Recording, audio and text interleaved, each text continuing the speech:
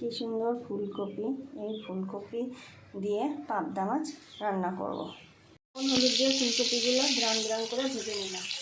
পাবদা মাছগুলো লবণ হলুদ দিয়ে ভালো করে মেখে নিচ্ছি, একটু ব্রাউন ব্রাউন করে ভেজে নেব। জিরে আর ধনে গুঁড়ো করে নিয়েছি।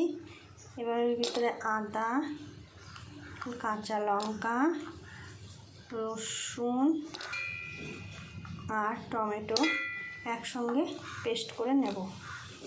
আলুগুলো ব্রাউন ব্রাউন করে ভাজা হয়ে গেছে। এবার ওই মশলার পেস্টটা দিয়ে দেবো। কষা হয়ে গেলে একটু কালারের জন্য লঙ্কার গুঁড়ো দিয়ে দিলাম। এবার ফুলকপিগুলো দিয়ে দেবো। ফুলকপিগুলো এর ভিতরে একটু কষে নেব, তারপরে জল দিয়ে দেবো। কষা হয়ে গেছে, এবার জল দিয়ে দিলাম।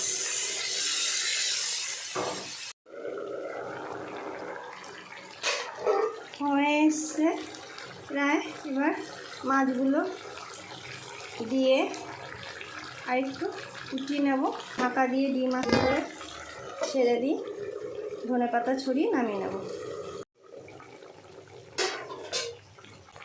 হয়ে এসছে, এবার নামিয়ে নেব।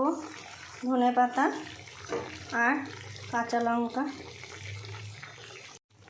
এই রেসিপিটা যদি তোমাদের ভালো লেগে থাকে তাহলে লাইক করবে, কমেন্টে জানাবে কেমন হয়েছে আর শেয়ার করে দেবে।